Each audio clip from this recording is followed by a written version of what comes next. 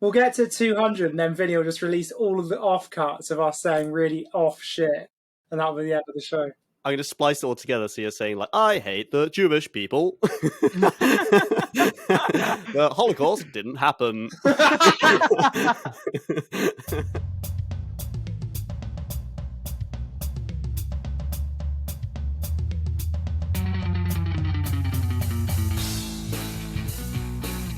Whether it's two hulking masses of muscle and veins duking it out in front of a fully sold out arena, or just a couple of skinny kids scrapping in the schoolyard whilst a teacher yells, "World Star!" and films it on their phone, us blokes love a good fight.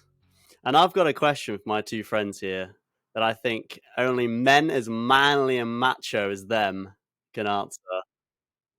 Who is the greatest competitive fighter of all time? Now, I'm not talking about a foot soldier like in the military or anything to do with war or fighting for a good reason, like for your own life. I'm talking about the people that make it their entire life about simply hitting another person in the face repeatedly just for the thrill of it all.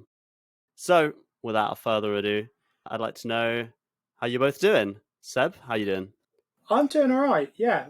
As you might have seen, I've got a new microphone set up. It's the same microphone, but with a pop filter, so hopefully it's not as it was previously. Good improvement.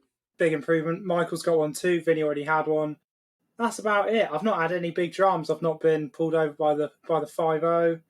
Oh, do you know what did happen, actually, that's funny? My housemate got something delivered, and I opened the door. I took the package off the guy, and then he did that thing where he took a picture of the package. Oh, yeah, I've seen that before. He sort of didn't take a picture of the package. He took a picture of my package. So I'm just going to send you the picture that he took and then sent to Chris, my housemate. Oh. Wait, why were you stark naked? You're well, naked. This is the thing. I didn't know he was going to take a picture, did I?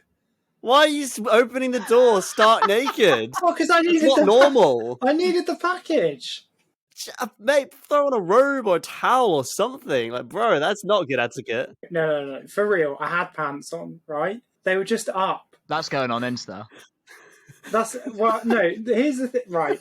you fucked up sending that to me. Let's go. Here's the thing. No, the trouble is, right, is the reason it looks like I've got no pants on is because when it's, a Saturday morning and I'm trying to make people laugh, namely my partner, my go-to move is pulling your cock out. Is putting my pants up my bum crack as high as it'll go and then pretending like I haven't noticed and then just walking out the room with like a big thong on, basically. And that always gets a bit of a giggle. That's even worse. You opened the door whilst the thong was riding right up your ass crack. Yeah. Don't be so proud of that. What's that? He didn't notice. He just took a picture. Well, that's awful. Well, yeah, I'm sure. Yeah, he definitely took a picture, mate. Yeah. He was like, fuck it, I'm going to show the boys this one. Look at this freak. Well, I thought it was pretty normal. There we go. That's good news. Oh yeah, fair enough, mate. That's good. I'm glad I asked you what you've been up to recently. In another fashion related topic, I'm wearing a hat today. I mean, I sometimes wear a hat, but specifically for the podcast now because I hate how fucking bold it makes me look. So I don't think that's the podcast, Michael. It's an audio format. No, it is. I've got like LED lights for in here because obviously are doing shit in here, working and that. So it's good lighting, but it just really shows the thinning. So the hat's going on. Yeah, shit. Who wants to go first? I'm eager to hear what you boys have to say for yourselves. I'll go first. Michael, go first. This one took a little bit of thought. Did I bend the rules? Oh, no. Oh my god, I'm sick of this. I'm so bored of this. I dread to think what the people at home are like. They must just be like, oh, it's Michael's turn again. Greatest competitive fighter is going to be Noddy. Or, you know what I mean? It's... No, I chose the Red Power Ranger. Hey, I'm joking. He did used to be a cage fighter though, but no. I actually took this one seriously because Thank God. I love combat sports. I've been into boxing and MMA since I can remember. So I took this one seriously. I didn't pick fucking Aragorn or the Red Ranger. I picked a real fighter, and I didn't even think about it for a second. The name was already in my head, so I didn't go through a list of, I'm gonna do so and so and so and so. I've got them straight up. So who have I gone for? Well, introducing in the red corner, weighing 170 pounds with a record of 26 wins and 2 losses. The greatest fighter of all time, in my opinion, and hopefully in the opinion of Vinny as well. Fighting out of Quebec, Canada. It's George Rush St. Pierre. Oh, I think I know this dude. He's MMA, right? Yes, he is. George St. Pierre. I have picked GSP for short. He is a former two-weight UFC world champion, and in my opinion, he is the greatest fighter of all time. He is an absolute monster. He looks like a fighter as well. So if you don't know who GSP is, just quickly Google him, have a look. He's cut to fuck. He's shredded. He looks like an animal, and he absolutely is. He was the guy who Captain America had a fight in Captain America, the second Winter Soldier. He has a fight with him on the boat. That's GSP. That's GSP. He's a beast. He's a 3rd Dan black belt in karate, a 1st degree black belt in Brazilian jiu-jitsu, and he also holds 2 other black belts in martial arts that I cannot even pronounce. Now, George grew up in a small rural town outside Quebec, Canada. He was heavily bullied as a child at school by much older and bigger children, like considerably older, and they were like gangs as well. They would beat him up, they would take his lunch money, they would pull his pants down on the bus, and they would like humiliate him in front of his classmates because he looked a bit funny. He didn't speak English, he only spoke French. He was a bit of a weird kid, he was very small. Yeah, they absolutely ridiculed him for years and years until one day he came home with a black eye and his dad was like, oh, fuck this, right, you're going to karate class. So he started going to karate and he was fucking good. He was very, very good. Supposedly there's an incident where he took on 3 of the bullies at one time and beat them all up, and that was it. The bullying stopped there and then. Once he showed that he wasn't someone to be messed with at sort of 12 years old, they backed off. So his dad's plan worked. And the bullies' plan didn't work really, because the only thing they achieved by bullying George was unleashing a monster onto the world. So fast forward a few years, he's watching UFC 1, where the legend Royce Gracie is fighting, and he's doing some mad shit. He's using Brazilian Jiu-Jitsu. He's taking down guys much bigger than he is and wrestling to the ground and getting them to submit and everything else. And George is fascinated by this new skill, this new martial art. It's nothing like karate he's ever seen before. So he decides to travel down to New York, 6 hours, and he signs up to Renzo Gracie's famous Brazilian Jiu-Jitsu Academy in Manhattan. And he starts training. He becomes very proficient in both karate and Brazilian Jiu-Jitsu, making him a mixed martial artist. MMA, there we go.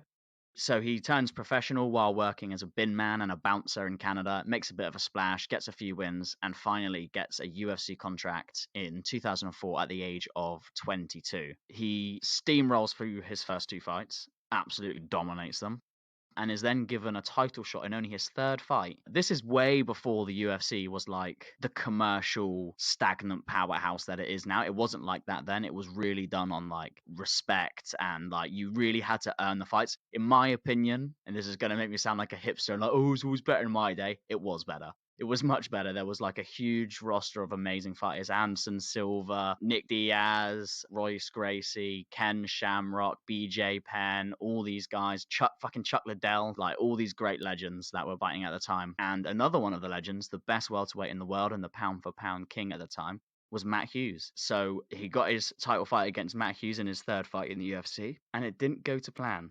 Matt Hughes submitted George by an armbar with 1 second left on the 1st round. Oof. Yeah, he took a bit of a battering. The reasons for it, George puts it down to the fact that he openly admits he was completely in awe of Matt Hughes. He respected him too much. And in fact, when they faced off in the octagon, when they touch gloves and the referee asks them if they're ready, George doesn't look Matt in the eyes at all. He's looking completely up at the sky. He can't look him in the face. He's a legend. Like he's just starstruck by Matt.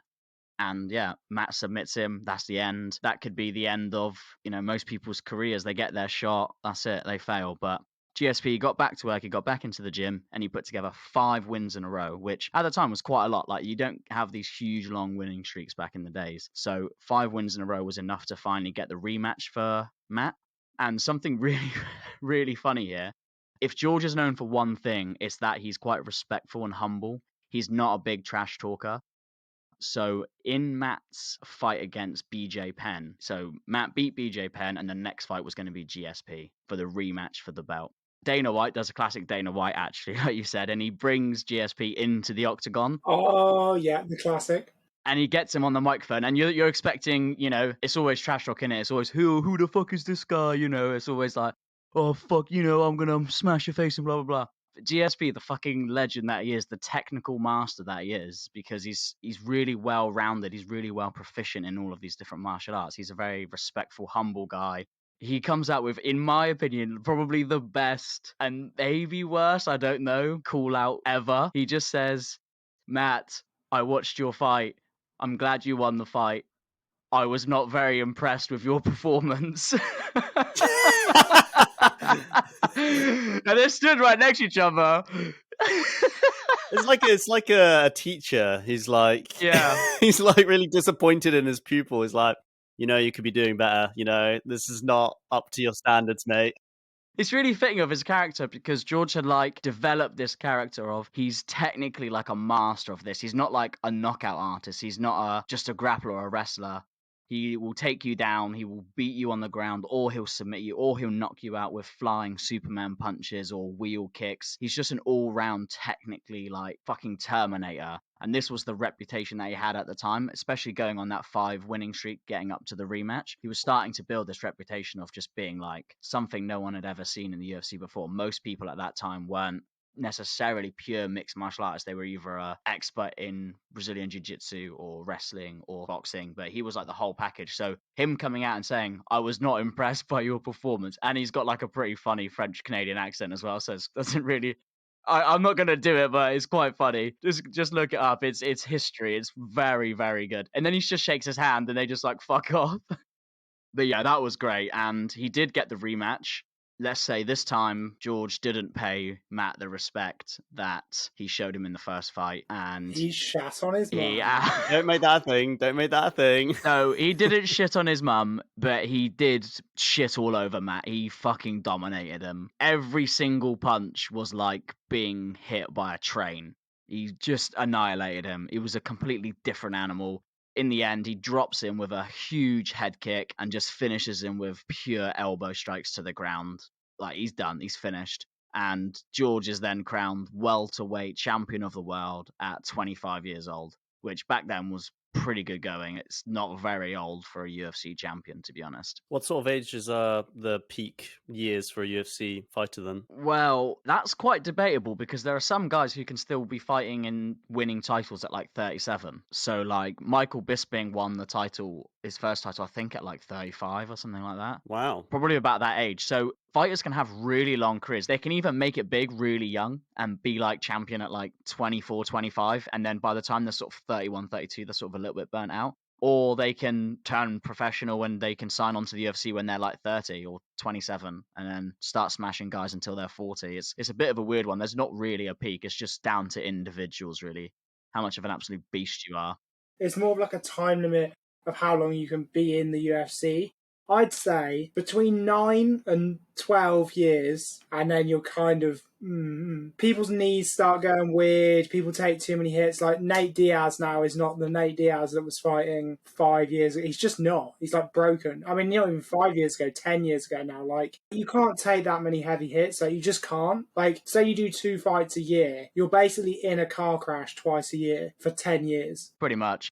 But no, you're quite right. Yeah, 10 years is a very good UFC career. And the time you spend as champion in those 10 years is going to be a lot shorter. UFC has a pretty heavy turnover of who's a champion because it's so highly competitive. You generally don't get guys being champion for more than 3 or 4 years. That's long. And that is a fucking good stretch. We'll get onto how long GSP was champion for later, but 3 to 4 years is fucking good for a UFC champion. Really, really elite. So I don't really watch UFC. Like sometimes I'll watch it if I'm at a friend's house and he puts it on. It'll be fun to watch. But I really don't keep up with any of that stuff. So I don't really get how the world championship thing works. Is it like once you're world champion, say like I want to fight you for the title, and then they could agree, and then they have a fight, and then if the second person wins, they become world champion in that like weight? Yeah. So when you hold a belt, you can only make title fights effectively. So you are then just constantly defending the belt, and there's like mandatory contenders, which they previously were done a lot on merit. The mandatory contender thing's gone a bit wonky over the last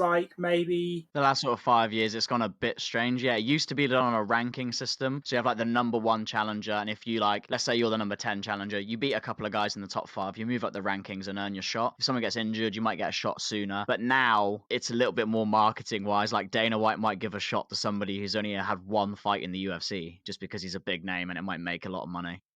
That generally happens. So to be a champion in the UFC for a long time, and especially at this time, I would say at this time, George was fighting was the peak of like the level of fighters. And a little bit of that is down to the fact that there was no drug testing. So some of these guys were juiced to the maximum. It was brutal as fuck. But again, we'll get onto that a little bit more later. But yeah, so his next fight has to be a title defense because he holds a title, so he's got to defend it. And the guy who gets the shot is a fella called Matt Serra. Now, Matt won a reality show called The Ultimate Fighter, which the format of it pretty much is lots of up-and-coming fighters from around the world stay in a big house. It's a little bit like Love Island. They all fight each other. The winner gets a UFC contract. This version was a little bit different because it was guys who were already in the UFC who just weren't very good or had never had a title shot, and it was like called the comeback. They would all go in, do the Ultimate Fighter, and the winner would get a free title shot at whatever weight class. So Matt's not great. Matt Serra's not that good, and he gets a title shot just by winning this competition. But GSP, this is his second mistake in his career.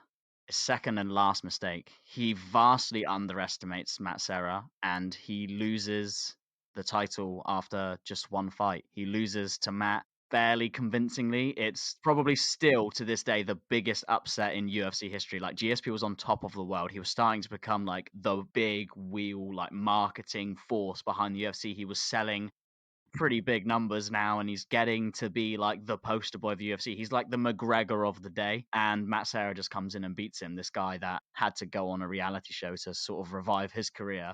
And it's fucking humiliating. But GSP is a man who learns from failures and mistakes, and this would be his last ever loss in the UFC. So, following on from the Serra fight, George goes back to the drawing board and he completely changes up his coaching roster. A couple of the coaches that he employed, so Firas Zahabi was his assistant coach. He promoted him to head coach. I think it was also sort of around this time that he got the legendary Freddie Roach in as his boxing coach. And if you don't know who Freddie Roach is, I will just name you some of the world champions who Freddie Roach has trained. He trained Manny Pacquiao, Miguel Cotto, Julio Chavez Jr., Mike Tyson, James Toney, and Amir Khan, along with 50 other world title winning boxers. 50? 50. Fucking hell. Freddie Roach is by far the greatest boxing trainer / coach ever in history. There will never be any doubt about that. He is a monster. This was his first ever like dip into UFC, and he's decided to train the best guy that was out there, which was GSP. He also trained Mark Wahlberg for the movie The Fighter, if you've seen that, which is pretty good. Freddie Roach is widely regarded as the greatest boxing trainer / coach ever in history. He's got Parkinson's now, which fucking sucks because honestly, he's a complete legend. And yeah, I wish him like all the best. I love Freddie Roach. But also added into that mix, he also added a fella by the name of John Danaher to be his Brazilian Jiu-Jitsu coach. And I think John is a very interesting character. So John was a instructor at Renzo Gracie's Brazilian Jiu-Jitsu training school in Manhattan, and it's like the most famous Brazilian Jiu-Jitsu school in the world. John Danaher holds like 6th-degree black belt or whatever. He's fucking amazing. But at the same time that John became GSP's coach, he also coached a team of Brazilian Jiu-Jitsu fighters who would go around and compete in various tournaments, not necessarily the UFC, but various BJJ tournaments across the world. And they won every single tournament they ever entered. And they were officially named, this wasn't a nickname, they were officially named the Danaher Death Squad, which is fucking terrifying. I think there's like 6 or 7 of them, but imagine just saying like, and here comes the Danaher Death Squad. And 6 or 7 of these Brazilian Jiu-Jitsu guys rock up like, hello. It's fucking scary. And they're like folklore in MMA. So I've listened to lots of interviews with John Danaher this week, and he's always talking about like how, oh yeah, so GSP was down in the gym and we had the squad round, so we just put the whole squad on GSP and he would just annihilate them, and all these like mad stories about the Death Squad. But yeah, I just thought that was quite funny. So he would fight the Death Squad? Yeah, GSP would train with the Death Squad because John Danaher was the coach of the Death Squad, and he then became GSP wanted him to be his like exclusive BJJ coach and get in his corner. So why didn't he join the Death Squad? Because he's in the UFC. They could have gone to a death camp. Yes. Oh God. Fuck's sake, Sam. Fuck off. Keep that in as well. But no, he didn't join the squad because the squad is like, they're like competing in BJJ tournaments. They're not fighting in the UFC. Okay, so it's a completely different body than BJJ, whatever the fuck that is. Well, the thing is as well, is that he's a really good mixed martial artist, but he's not necessarily a top, like, you don't want like a sloppy BJJ guy. No, but that's wrong because GSP was not just like a mixed martial artist by like, he can do a little bit of everything. He was actually a master of every single. So he wasn't a sloppy BJJ guy. Oh no, he would fuck up the squad from time to time. Okay. Oh, for fuck's sake. Oh, the cogs in his head were turning. I could see the steam whirring from his ears. It was, oh my God, the one time I take this podcast seriously. Okay, so seriously though, you're saying like if Georges St-Pierre, if he were to just go straight into Brazilian Jiu-Jitsu tournament, you reckon he would win anyone in the world? He wouldn't necessarily win, but he would do very well, and he has entered like karate and Brazilian Jiu-Jitsu tournaments in the past and done very well, which is very surprising for an MMA fighter, because lots of MMA fighters, they might just train in the general school of fighting like that. Some fighters don't even get their black belts until they've like won a title, and you'll see them get presented with it in the octagon. But GSP, this was why he was completely different to every other fighter on the planet. He was like a master in every single category. And I watched an interview with John Danaher yesterday, and he said that GSP is the only person he's ever seen in his entire career who his level of knowledge and expertise surpassed that of his trainers. But what GSP did was he would do that in each category, and no one taught him to do this, but he would then just put it all together to become the complete machine Terminator fighter. And yeah, so he's working with these guys, he's becoming this fucking machine. He has a couple of fights before he goes up for the title fight. He beats Matt Hughes again, just for lols. He gets the shot at Serra for a second time, and obviously he just fucking annihilates him. The fight ends with Matt Serra curled up in a ball on the floor of the octagon with GSP just smashing him in the side with just knees. He's just like pounding him and pounding him. So that's it. It was the last loss of his career against Serra. He's won the title back again, and then he goes on an absolute fucking tear. He put together 9 straight title defenses. He was the welterweight champion for 5 years, and at the time, and for a very long time, that was a world record. Maybe beaten now, but at the time, it was the record for most title defenses, longest amount spent as champion. No one beat him between then and the end of his career. He had a few really notable fights in that run as well, because this was a little bit of a golden age of welterweight. So he fought Carlos Condit, and he very famously fought Nick Diaz. Nick Diaz is, most people who listen to this might not know, but they probably know who Nate Diaz is because he fought Conor McGregor. Nick Diaz is his older brother. He's a little bit of a gangster. He's a fucking hard nut. He's very, very good. And Diaz was calling out George for ages and ages and ages. Real big trash talk, just saying, I'm the only one with the skill set to beat him. He's a pussy, blah, blah, blah, all this. And yeah, George obviously just fucking rips him to shreds because that's what he does every single time. Well, not every time, because his last fight came against a fella called Johnny Hendricks. He was a really good fighter, he had a huge punching power. If he caught you with one punch, you were going down. It's as simple as that. Really good on the ground as well, good grappler. It was a really fucking good fight. GSP won by split decision, so it was a little bit controversial. And there was a lot of public opinion that would say GSP actually lost the fight. Lots and lots of people got on that bandwagon. Even Dana White said he thought maybe GSP lost the fight because he looked really fucking beat up. Like he's got like big black eyes, he's got cuts all over his face is completely bruised, and Johnny Hendricks just looks kind of normal. Might be a couple reasons for that. Not accusing Johnny Hendricks of anything because never been proven, but there was no testing at the time for anabolic steroids. GSP's been proven to be clean a lot, and he's obsessed with this testing thing. But, that might be a factor. The other factor is some people just bleed more than other people. Some people just have softer tissue and they cut quite easily. And apparently George is one of those guys. He always looks a bit beaten up after a fight, even if he's dominated for 5 rounds. I've watched the fight again the other day. I still think George did win, but it was definitely close and it was a really tough fight. And it was so tough, in fact, that George completely shocked everybody, Dana White, Joe Rogan, everybody, the whole world. And he announced in the post-fight interview that he was hanging up his gloves. He says, I'm done. I'm hanging up my gloves for a little while. And Joe Rogan's like, wait, what the fuck? Are you retiring? You're literally the best champion in the world. Like, I don't understand. And he's like, yeah, I've got to go for a bit. And it was a decision that he didn't even tell his coaches about, really. He just made that decision right there on the spot after the fight to just step away. And there's a few reasons for it. One of them is that he was pretty obsessed with this testing thing. So he really wanted Olympic style like testing to come in for this particular fight, and it was rejected. So he was pretty pissed off with that and stuff. And since it has actually been introduced, and like John Jones, who's another big name, will tell you, fighters get popped for steroids all the time now because they're cheating bastards. TJ Dillashaw as well. I'm looking at you. I remember seeing someone talk about, I can't remember who it was, someone who had a fight with, I don't know if it was John Jones, and he was saying like he fought in like an all-natural camp. Their whole thing was like all natural, we don't touch steroids. Because a lot of camps will openly say they'll take steroids in the run-up, but they'll be clean for the fight. Oh yeah, that still happens now, yeah. That's not against the law, that's not against the rules, like, but he was part of a camp that was like no steroids whatsoever. But I remember seeing an interview and he said like kicking him was like kicking concrete. He just never felt anything like it. Yeah, the guys that are on like the test boosters and stuff are insane. The muscle, it's not just the muscle mass, but the muscle density, which provides this like level of protection over your muscles.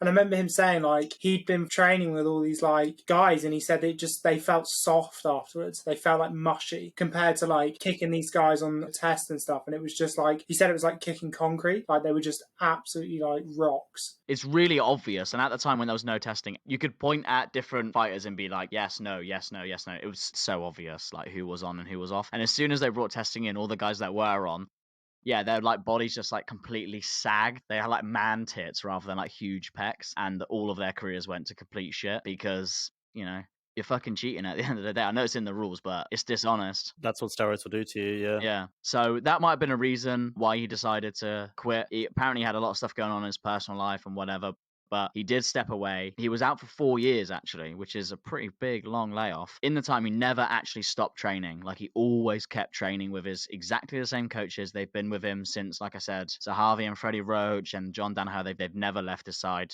Probably still trains with them now, to be fair. Like, you never sort of stop taking care of yourself, and GSP doesn't either, 4 years after his last fight, so this is in 2017 now, he agrees to come back to the UFC and fight Michael Bisping for the middleweight championship. Now, middleweight is the weight class up from welterweight, so he's stepping up a whole weight class to fight Michael Bisping.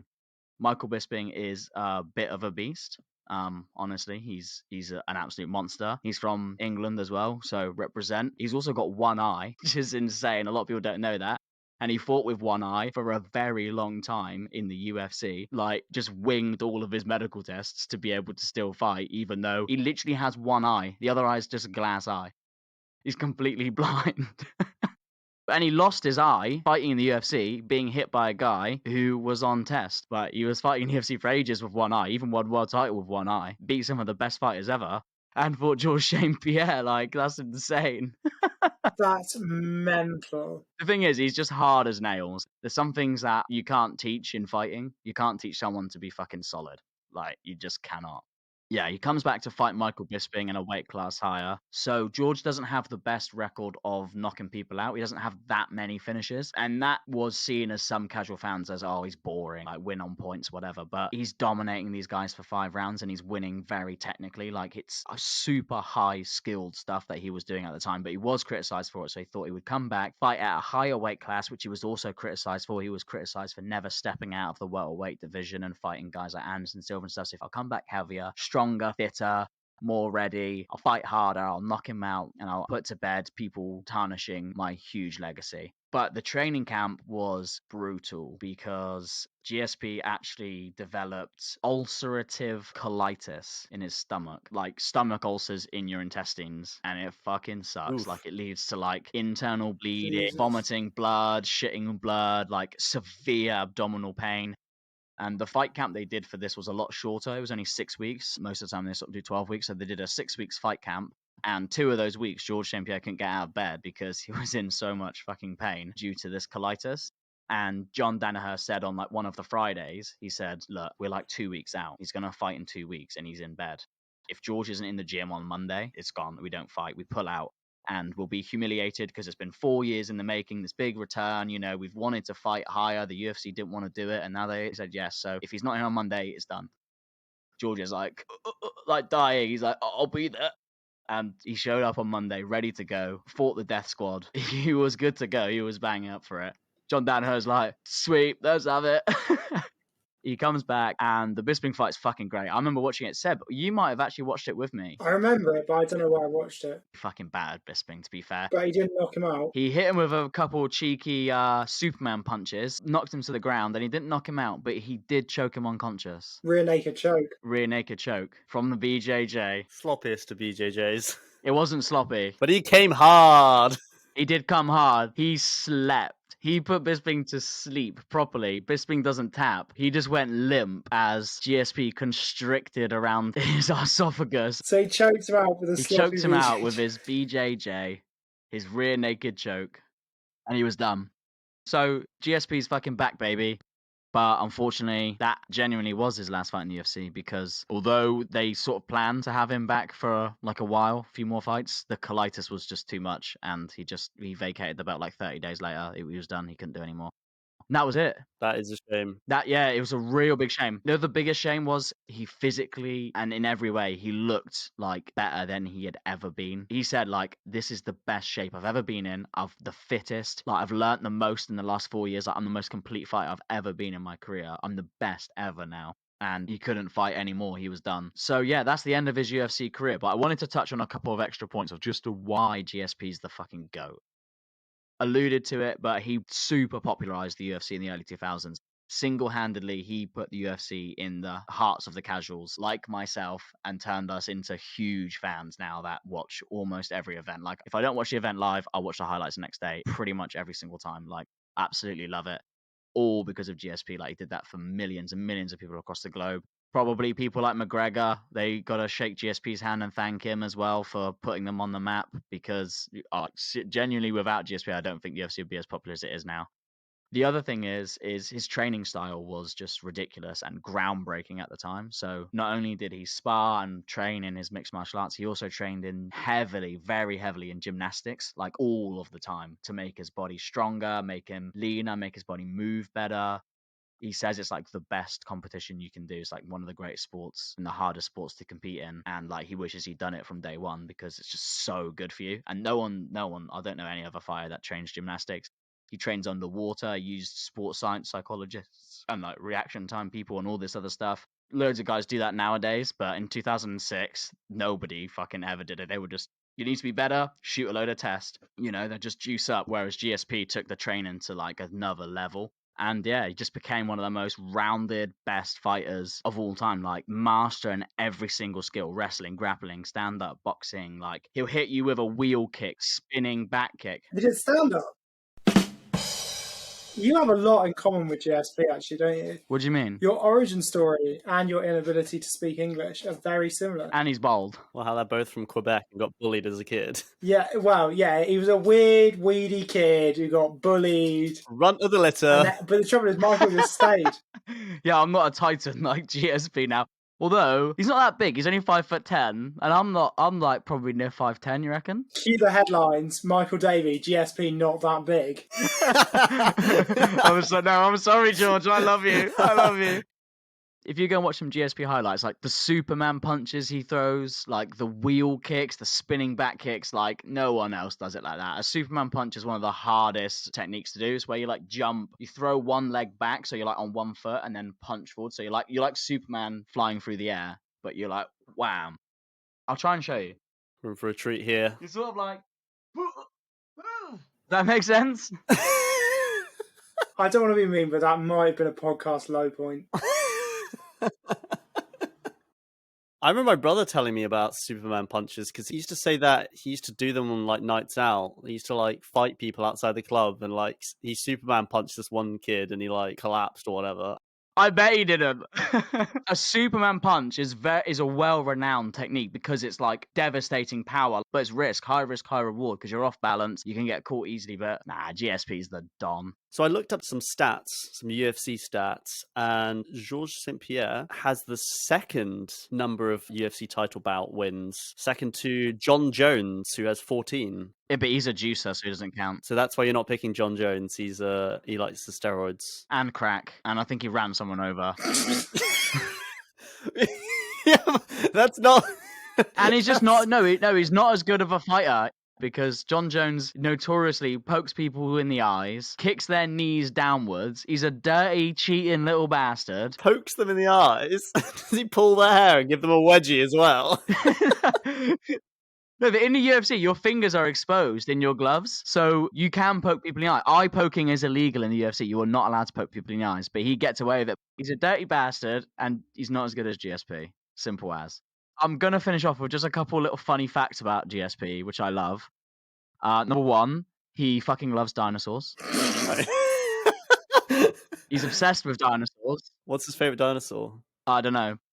He hosted a History Channel documentary called, like, Bare Bones with Georges St-Pierre, where he went around looking at dinosaur bones and shit. He fully believes in and is fucking terrified of aliens, to the extent where every night he goes to sleep, he puts a foam roller to block the door, and if the foam roller moves, it means aliens have been in and stolen his time. This guy sounds like a nutcase. And another funny thing is you left this till the end. Yeah, well, yeah. This one's quite good though. But he was a coach, a trainer on one of the Ultimate Fighter reality shows where the young guys come in and he like coaches them.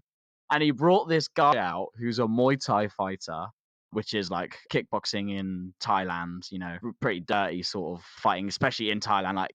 This guy is called Jean-Charles Skarbowski, and he's widely regarded as the greatest foreign fighter ever to fight in Thailand. So he lived in Thailand and fought in Thailand, but he was French. He had like over 100 fights with 75 wins. He would drink and smoke all day long and then just beat the shit out of people as well. And he actually brought this guy into the Ultimate Fighter, and he was like, look, I've got a friend with me. His name's Jean-Charles. He's going to spar with you. Don't hit him too hard. Don't take it too seriously. Don't try and prove yourself because he'll just knock you out and like humiliate you and annihilate you. And he came in still drunk, like shouting at the camera. He's got a big beer belly. He looks like a fucking right roughen. And then there's just footage of him with these young and upcoming, like some of the best fighters in the world. He's just flooring them with nothing. He's just grabbing them and just chucking them halfway across the thing. And all these guys are like getting hit by it looks like quite a soft punch, and they're just folding to the floor, writhing around in pain.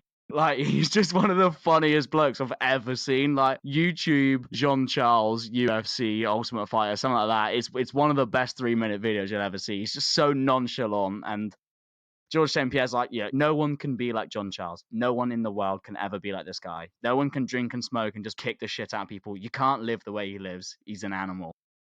And I thought it was quite an interesting character for George to surround himself with. But that's it. I've been going for an hour, cut lots of that, because that's a big chunk. But GSP, I don't care who fucking Seb says. He's the GOAT. He's the greatest fighter of all time. He'll have you and he'll have your dad. Simple as it's done. I think anyone involved with the UFC would have me and my dad. Like, it's not a competition. My dad can skim a brick, mate. I skimmed the brick once. You did. And you're someone's dad. Fuck. GSP's coming for me. That's really interesting because I didn't realize the UFC was that recent. I thought it was like it started in like the 70s or 80s or something. I thought like because it's so big, I thought like it's been around for a while and there's, you know, a lot of legacy and whatnot. Like when did it start? 1999, I think. 1997, something like that. Wow, that's insane. So it's been going like 23 years. Oh, no, it's 1993, I think, because it had its 25th year anniversary recently. Oh, okay. Yeah, that's a hard act to follow up on, I think, Seb. Well, follow it up I shall. Well, I follow through. If there's one thing I do, it's follow through. We're going to take a break, ladies and gentlemen. And now I'm going to interrupt Seb for an hour and be annoying. Well, someone had to. It would have been fucking well long.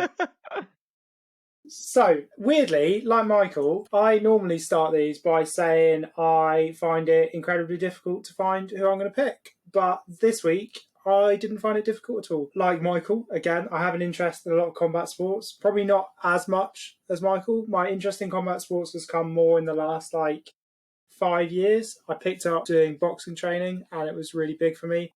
And I really respect people who do it. And I feel like once you give it a crack, any combat sport, your appreciation for watching other people do it is tenfold, because I'm going to be totally brutally honest with you. It took me about a year of intermittent sparring to stop just covering my head and hoping that I wouldn't die.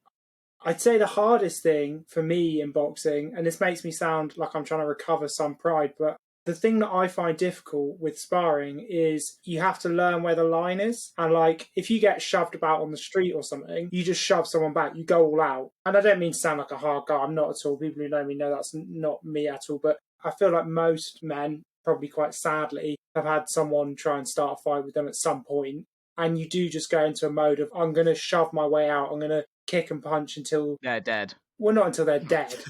Keep going until they're dead. But you know what I mean? Yes, no, absolutely. Sparring is a totally different world, isn't it? There is a line. There has to be respect. So you end up just covering, and then you can't then, when you see a gap, go, right, I'm going to batter the fucking living shit out of you. It's technical, so you then have to just throw back a well-placed jab, and that's difficult.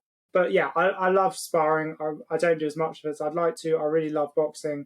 I like all combat sports, but I'd say boxing is the big one for me.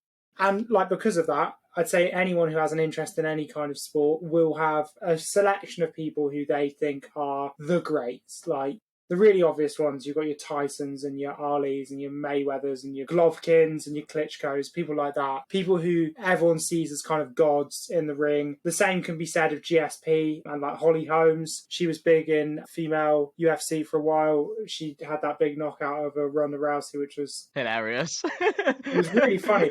The thing was, Ronda Rousey was tearing it up. Yeah, she was. Yeah. She was on a 12-person winning streak, maybe more. And then Holly Holmes beat the shit out of her. I remember watching that. That was a really big card. Someone else fought on that card. I can't remember who, but the Holly Holm fight was the second one on the main event. And Holly Holm at the time as well was a little bit of a nobody. That was quite a shock.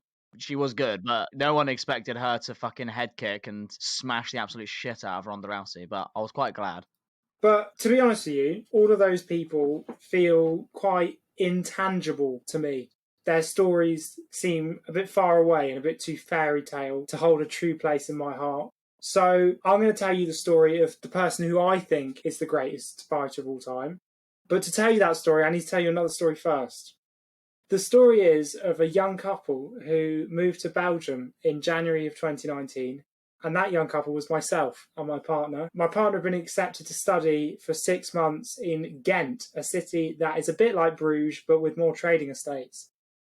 I decided to tag along because I was working in the creative industry at the time, as I am now, and incorrectly assumed that my minor success in the UK would translate to a major success abroad.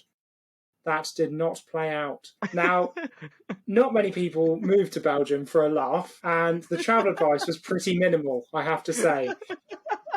The only thing that we were consistently told was that it would be fine because, quote, everyone speaks English. By the time we'd made the short trip from Brussels, the capital city, to Ghent, two things had become incredibly clear. Firstly, the rail infrastructure in Belgium was in dire need of revitalisation. And secondly, while it was true that the majority of Belgians spoke perfect English, it was also true that the majority of them did not want to. To cut a long story short, we spent the first month in Belgium only able to speak to each other and fighting the various layers of paperwork that would allow me to get a job. Just to put that into perspective, it took me 6 months of my 8-month stay in Belgium to get a bank account. Oh. That is the bureaucracy of Belgium. To put it into more perspective, Belgium has 5 decentralised governments for a country that's smaller than the UK. They are the most bureaucratic nation on earth. And this is something that most people don't realise. The reason that the centre of the EU was put in Brussels is not because Belgium is a coherent, well-placed country full of seamless integrations of people. It's because it's really split apart. And they thought that putting the centre of the EU would bring the various groups of people who live in Belgium together. I can't even name all the various groups of people who live in Belgium. The only differences I could tell you for fact are languages. So there's English, French, Dutch, Flemish, and German are all spoken through various parts of Belgium. Obviously, English is like a second language, but those other 4 are main languages to different groups of people within Belgium, and neither of those groups of people particularly like each other, including the Dutch speakers and the Flemish speakers who effectively speak the exact same language. Yeah, I've only been to Belgium once, and I illegally went on the ferry in the back of a Belgian man's van, which was spray painted with bubbles on, and he was wearing a kilt. Happy fucking days. I would expect nothing less. That's a true story. A weird detail to remember. He was in a van, spray painted with bubbles on, and he was wearing a kilt. And there's a video of it on YouTube somewhere. Taught you how to make love for the first time. No. But yeah, so like I said, me and my partner spent the first sort of month or so in Belgium pretty much unable to speak to anyone. Not because they couldn't, but because people hated us. And if you're wondering why, it's because 3 years earlier we'd left the EU, which is Brussels is the homeland of the EU, and we had voted to go. And so the British did not sit particularly well with the Belgians at the time. Also, Europeans just generally don't care for British people, I think, like especially the tourists. We're notorious arseholes. And we did not move to a large city. We moved to a small village on the outskirts of a large city and crashed round, causing much havoc for about a month until we got our shit together. So quite rightly, people didn't like us. However, all of that changed when I was cycling back from the shops one day and saw a sign that would change my Belgian experience and potentially my life forever. The sign said, boxing wurst or boxing worst or something of that effect. I never learnt how to read it because instead of spending all my money on Dutch lessons, I spent it on boxing lessons. It had an illustration of a man with shaved sides of his head, very short hair on the top, and a sort of a weird, what we in the UK would call a rat tail. But I don't mean that derogatorily. It's just a small ponytail. And I'm going to be totally honest with you. He looked like a hillbilly. And instantly I knew that I'd found my people. I saw that picture and I was like, this is where I need to be. These people look much more like my kind of guys. So I went back to boxing worst the next day, or boxing first, and I walked through the door to be met with the same stony silence and looks of confusion that had met me everywhere else. And I was a bit disheartened. I was like, oh, not these guys as well. And I tried in bad Dutch and bad English to explain that I was from the UK and wanted to train in boxing. And after a painfully long stunned silence, I resigned myself to the fact the adventure had been a bust and I was just going to be lonely. However, that silence was broken by a young man with a shaved head, the same rat tail ponytail, and a massive bruise under his left eye, and the strongest Dutch accent I had heard so far. He was laughing and thought that my inability to put a sentence together in Dutch or English was hilarious. He also informed me that I had misread the sign and turned up to the ladies-only boxing night, which he thought was fucking hilarious. Did you not think when you came in, like, what the fuck's going on? Well, it was too late. It's too late. He came over, he asked if I was English before punching me in the stomach, calling me Brexit, and then telling me to come back next week. Fuck off. Yeah? No, he didn't. No, is that true? Yeah, he punched me in the stomach, called me Brexit, and said, come back tomorrow. He was the guy from the sign, and his name was Jean-Pierre Junior Bowens, or Junior, and he is undoubtedly the greatest fighter I have ever met. He's also one of the greatest people I've ever met, and above all of that, an enormous dickhead. It's important to know that everything I'm about to tell you about Junior's life comes from the 2012 documentary Junior, his Wikipedia page, and various articles which I have Google translated from Dutch, and talking to the other people I trained with. He didn't really like talking to me about his past and preferred to try and trick me into insulting myself and others in Dutch. To put that into perspective, he once tricked me to go and speak to one of the guys he was training, a guy called Yanis, who was 6'1" and a professional boxer. I walked over him to ask what I thought was, can I have some headgear? What I actually said was, can I take you up the arse? Oh, wow. And Junior, he thought that was fucking hilarious. He would do that to me almost every day. What was the dude's reaction? Stunned silence. And then Junior shouted, can you give him some headgear? And then laughed, and that was that. And that would happen most days. Wow. Junior, like I said, he didn't really like talking to me much about his past, but from what I've worked out, Junior was born in 1988 in Ghent. He was the oldest of 7 siblings, 3 of which are moderately disabled, and one of whom is severely, severely autistic, to the point where he's like unable to talk and doesn't have the best motor control. He grew up very poor and caring for his younger siblings. I don't really know much about how he got on at school, but I imagine it wasn't really his thing, as he focused much of his energy outside of his home life in boxing. He trained as an amateur fighter, and then by 2007, age 19, he was having his first professional fight, which he won by TKO. He then blisters his way through the lightweight and super lightweight divisions. His lightning quick hand speed and incredibly tough chin and rough upbringing started to attract the press. It became like public knowledge that he was fighting to get a better life for his family. He wanted to get a bigger house and more money so that he could get enough rooms for his siblings and his mum to live in. And I don't know if you've ever seen someone fight to literally put food on the table, but it is pretty fucking terrifying. His chin is just granite. Like, there's points where I would say he is not the better fighter in the ring, but he is just taking hits and then giving them back twice as hard.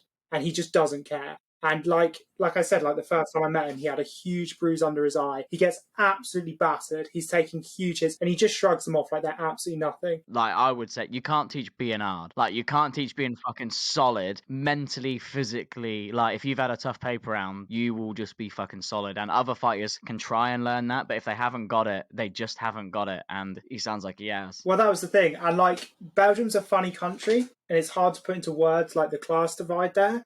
Belgium wants an image of middle-class, well-educated intellectuals, and if you're not part of that, you quite quickly get pushed to the sidelines of society, and he and his family were definitely those people. I would say they have a weirder and more intense class culture than the UK, and that is saying something.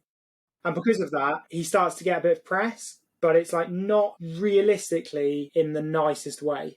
But we'll come on to that later. So he has his first fight. He then goes on to an 18-fight unbeaten streak, which, to put this in perspective as well, he's not having 1 or 2 fights every year. He's making a fight a month at one point in his career. So he goes on an 18-fight unbeaten streak before beating, and I'm going to butcher his name, Baka Sayajaya, or Sajaya, to become the WBC Youth Intercontinental Champion. And suddenly he goes from being this like hillbilly trailer trash guy who sometimes people might go and watch fight to like he's in all the newspapers, he's on the news, he's even got an agent, he's famous. Like, and he's still famous now. But the money still wasn't coming in. And around this time, a documentary maker whose name I've forgotten, but I will link the documentary down below. You can buy it. It's on Amazon Prime. It's not very expensive. I'd really recommend it. What's it called? It's called Junior.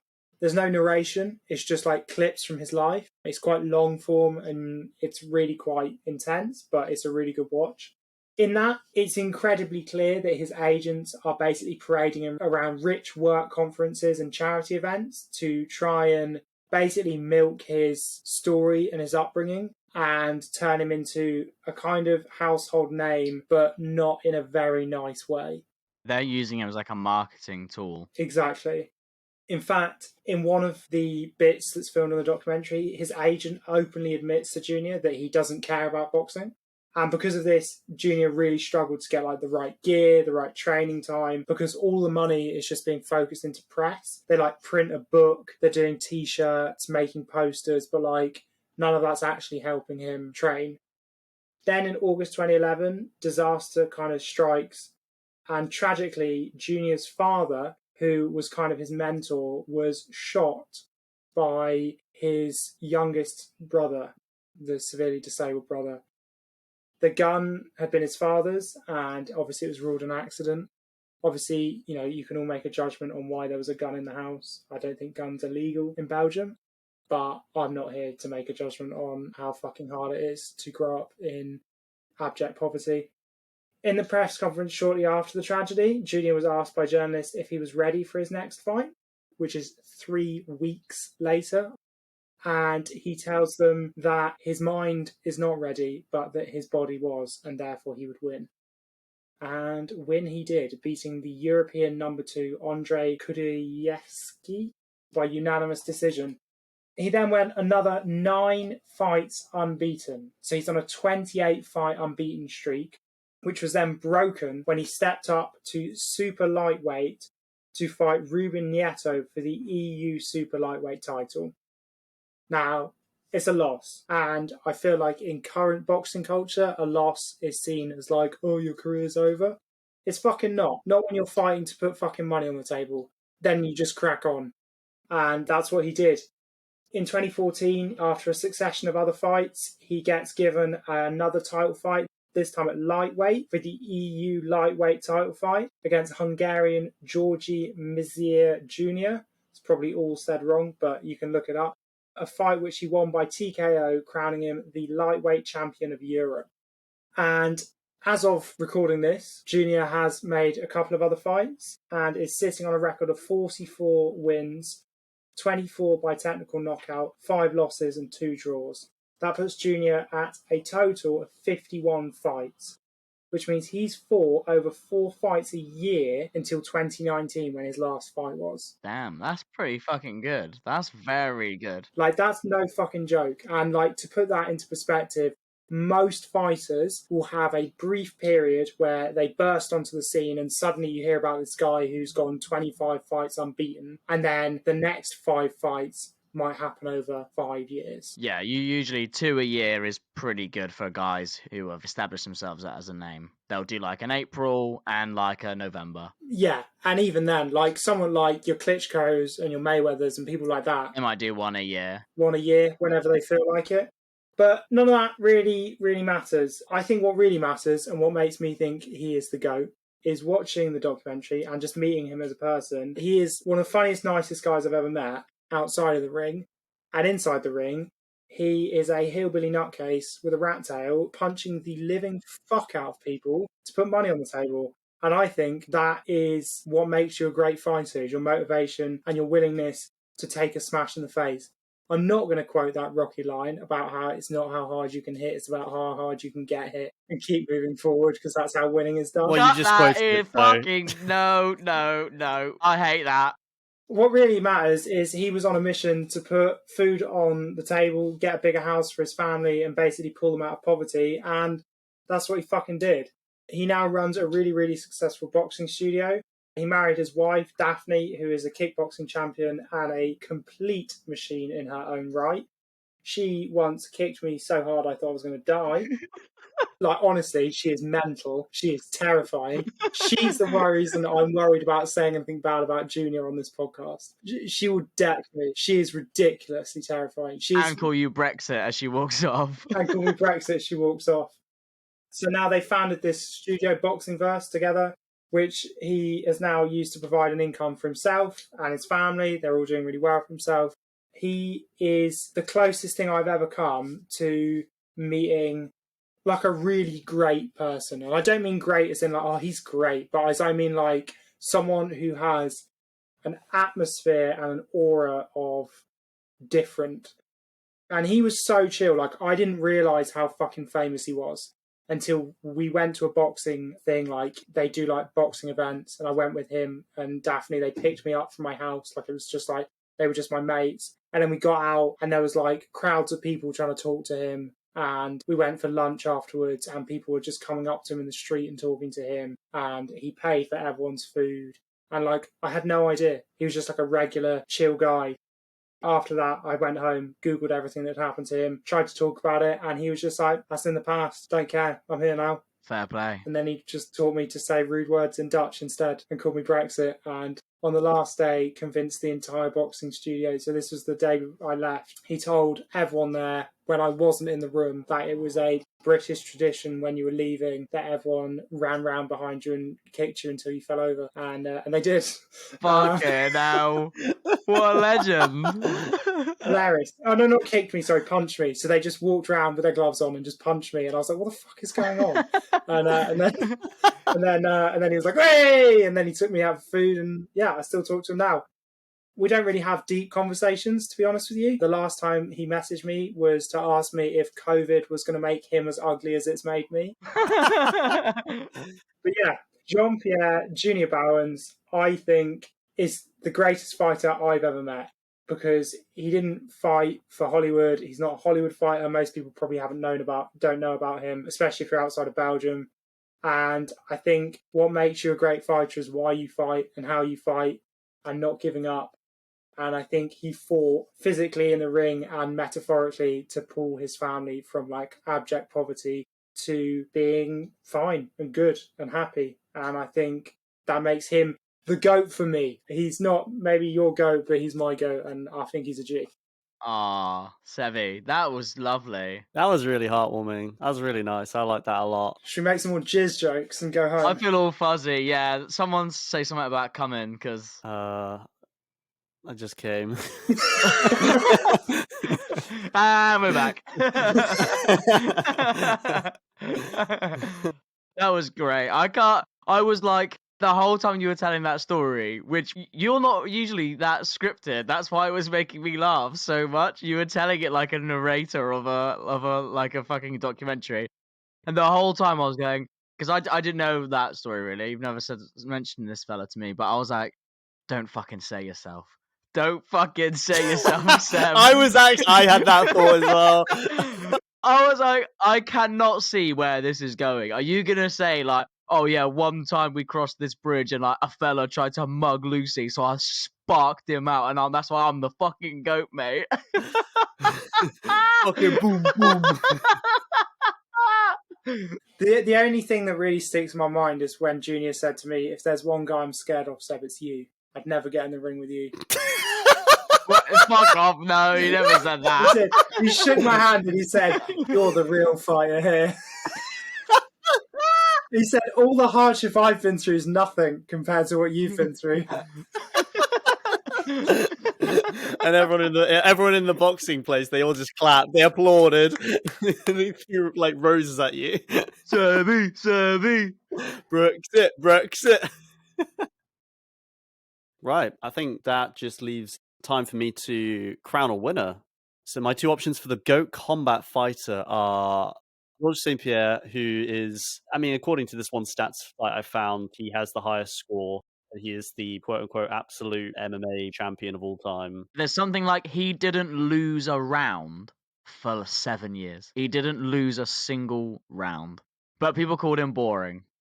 Interpret it how you want, you filthy casuals. So I've got to pick between this guy, who is categorically the best MMA fighter to ever breathe, and like reinvented the sport, like popularized it, like is just like literally like undisputed the best MMA fighter ever.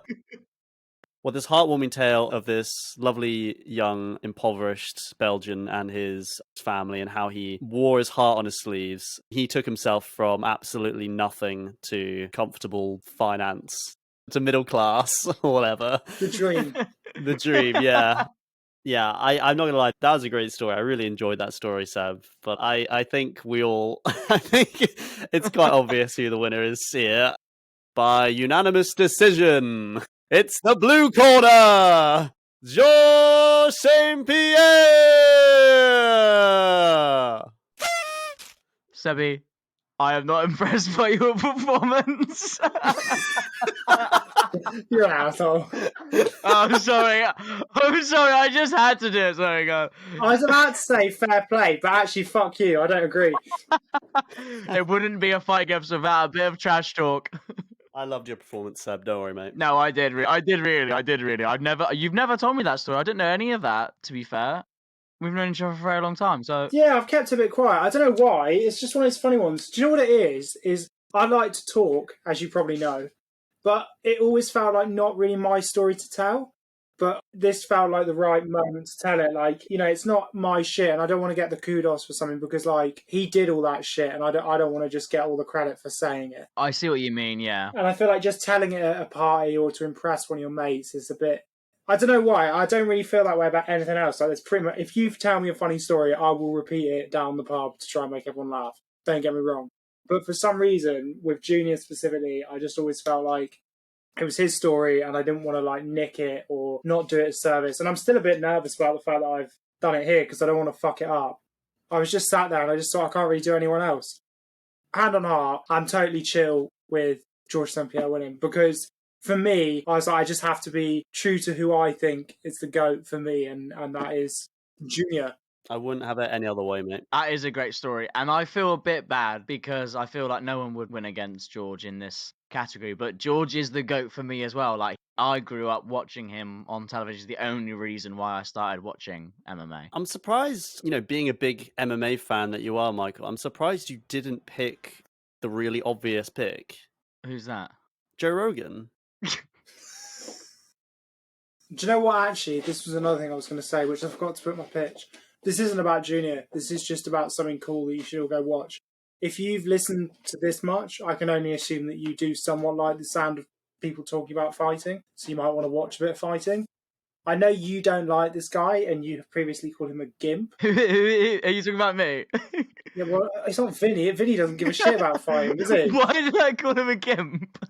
There's a video called 24 Men, 1 King, which does sound a bit like a porn video, but it's not. Just make sure you get those numbers right, because it's going to end badly if you don't. But it's actually of one Israel Adesanya fighting in a King of the Ring competition in Australia, which is basically back-to-back fights until you lose your position in the ring, and then that guy takes it. So, like, it is exactly what it sounds like. It's like King of the Hill. And Israel Adesanya fought 24 people until they ran out of people. It's fucking insane. The man's a machine. Some of those people were, like, world karate champions and like UFC stars, and he's just decking them, doing little spinny kicks, showboating, doing flying dragons, whatever you said, and it's incredible. But Michael called him a gimp, so make of that what you will. George would batter him. I don't know why. I honestly, I don't really know why. Something about him, his personality, his persona, and the way that he fights just winds me up. He winds me crackers. He really winds me crackers. Well, speaking of crackers, come back next week to watch 3 white guys doing a podcast. Yeah, so obviously next week, if you've made it this far and you want to listen again, it seems unlikely. But if you want to come out next week, we've got an exciting one. We've got our first ever guest. Fingers crossed it doesn't all fucking fall apart. It is one Amy Mayer. And if you are one of the people listening to this who knows us personally, you might also know Amy personally. And she is coming on to discuss none other than the greatest porn star of all time. And if that doesn't make any sense to you, Amy, as well as being a very talented stand-up comedian, she is also a OnlyFans person. Don't know what the correct term is. Don't want to fuck it up. OnlyFans model? An OnlyFans model. Yes, Vinny, thank you. Of course Vinny knows. So, yeah, which is going to be really interesting because she knows a lot about like sex work culture, but she also gets her baps out on the internet. And I think this could be a very interesting conversation. She will be our resident expert, won't she? She's going to be our expert, and she's going to help us crown the GOAT. Yeah, I feel like next week's going to be a saucy one, and there might be a lot of awkward silences. I think it's going to be brilliant. So please listen. We're very excited to do it because we've not had a guest before, and it's going to be interesting. I think it's going to be the unique combination of awkward, educational, and funny that you have come to expect from this show. Why on our first guy? Why can we just done like the greatest chess player of all time? Something boring. Why have we got to have someone from OnlyFans? We're all just going to be like 3 giggling school children. Well, because I've got some questions that I really genuinely am interested to know. About the birds and the bees. Where do they come from? Why am I growing hair down there? Why does my piss hurt in the morning? Exactly. Why does it smell both bad and delicious? Why does it taste so good? Should I be recycling? No! Oh, shouts to Christian. Wow. So stay tuned next week, I guess. Yeah, stay tuned. And if you haven't already, check us out. We're now on TikTok, Facebook, Instagram, and I think I might try, if I can, also start putting the whole episodes on YouTube, not as a video, but just as like sound, because I know some people have been messaging me being like, I listen to all my podcasts on YouTube. Well, you can have it on there as well. And share the show, tell a mate. If you've got £5 to spare, this is how we got this shit. Look, I've got a pop filter now and a fucking webcam and shit. Michael's got a new hat. But yeah, if you've got £5 to spare, that would be epic. And we'll see you next week. Goodbye. Bye-bye. Love you. Bye. Bye-bye.